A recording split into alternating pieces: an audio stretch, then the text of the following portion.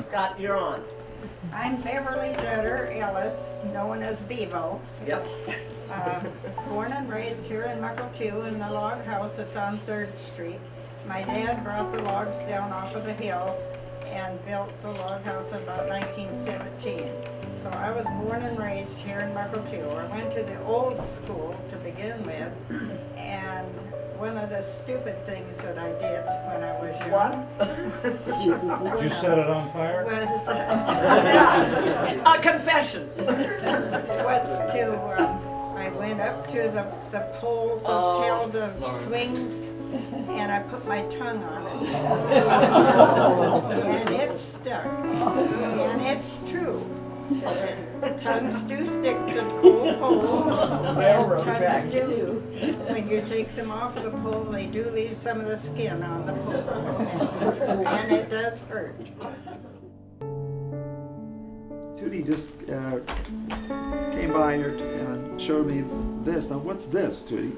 I'll hold it up. Okay, this is the skirt from the first Rosebuds for the dance troupe. It's got kind of a jaunty angle to it there, Yeah, doesn't it? yeah, it was kind of risque with, I think this goes in the front. But it had a gold bra that was padded with Gordy Dutter's socks. Because Burl was a good friend of mine and we worked on them together. And then it had the underwear that, because they flipped their skirts, you know, was a green pair of underpants that was huge, you know, to fit a guy. And it had red ball fringe on it.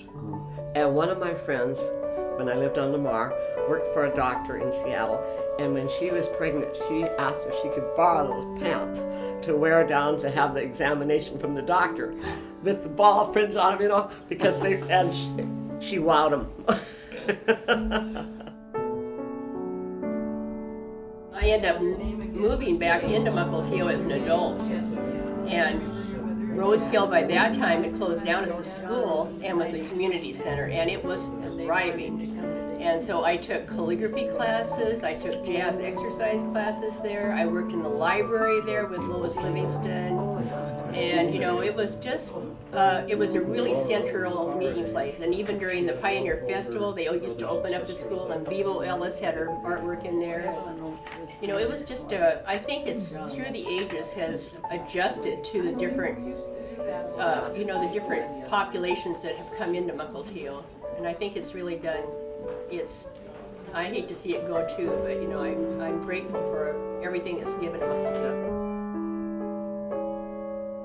Yeah, I remember when Crown Lumber Company had their big mill there. I guess it was one of the bigger mills on the West Coast. And the first year I was at Rosehill, I was in the 6th grade. I think that was 1937. And Crown Lumber was long gone, but they had a huge smokestack that might have, I don't know how tall, possibly 100 feet. But that had to come down. In school, they let us all out of school, and we sat on the bank that where Artie's restaurant is now, and watched them blow down the old stack. That was quite exciting for little kids. This one morning when I used to walk up around the corner to meet Gail as she was coming down, and we'd walk to the school bus.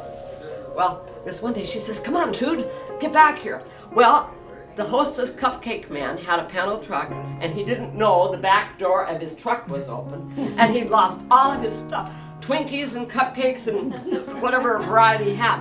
And we filled our pockets and whatever we could carry and ran down, and when we got on the bus, every kid on the bus had some.